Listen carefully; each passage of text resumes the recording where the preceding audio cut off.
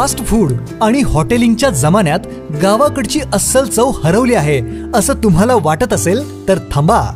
ओम श्री गुरु माऊली घेऊन आले आहेत चटण्या आणि मसाल्यांचा नैसर्गिक आणि गावाकडचा फॉर्म्युला।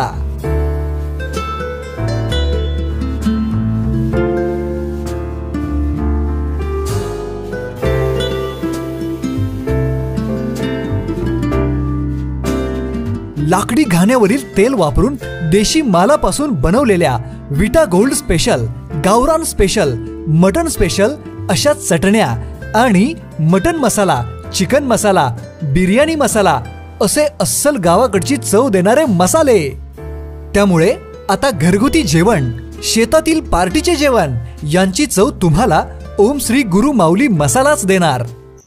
धुके पांघरलेल्या शहरात वाहन चालकांची कसोटी। विटा शहर सोमवारी धुके पांघरलेले शहर बनले होते। अत्यल्प दृश्यमानतेमुळे वाहन चालकांची कसरत करावी लागत होती। ओस पड़ी थी रात बहुत और कोहरा था गरमाइश पर।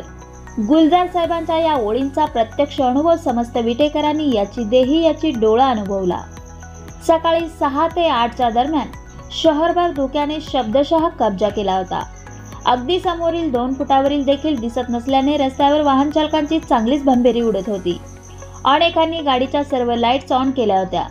याशिवाय अतिशय सावकाश कासवाच्या गतीने हॉर्नचा आधार घेत तसेच वाहन अथवा पदचारी मॉर्निंग वॉकला जाणारी येणारी माणसे, प्राणी गाड्यासमोर आहे का याचा अंदाज घेत वाहने चालवली जात होती। सोमवार विट्याचा बाजार, आठवड्याचा पहिला दिवस मुळात उजाडला तो धुक्याचे साम्राज्य साथीला घेऊनच। 21 डिसेंबर उत्तरायण प्रारंभ दिवस, सर्वात मोठी रात्र आणि सर्वात छोटा दिवस असणारा हा दिवस नुकताच झाला।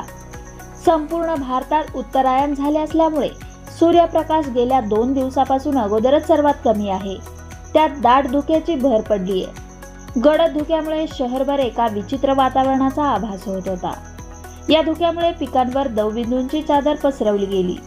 वाहनांच्या संख्येमुळे व विटे शहरातील पार्किंगच्या दुरावस्थेमुळे ट्रॅफिक जाम किंवा वाहने सावकाश चालवण्याची वेळ येते। पण धुक्यामुळे वाहने सावकाश चालवण्याची वेळ वाहन चालकांवर आली। एकंदरीत दाट धुक्याच्या अस्तित्वाने पर्यावरणीय बदलाची समस्या आणखी गडद अधोरेखित केली व अनेक वर्षानंतर एवढे मोठ्या प्रमाणातील धुके विटेकरांना पाहायला मिळाले एवढे मात्र नक्की। बातमी संकलन आणि छायाचित्रण विवेकानंद कुंभार, क्रांती न्यूज, विटा।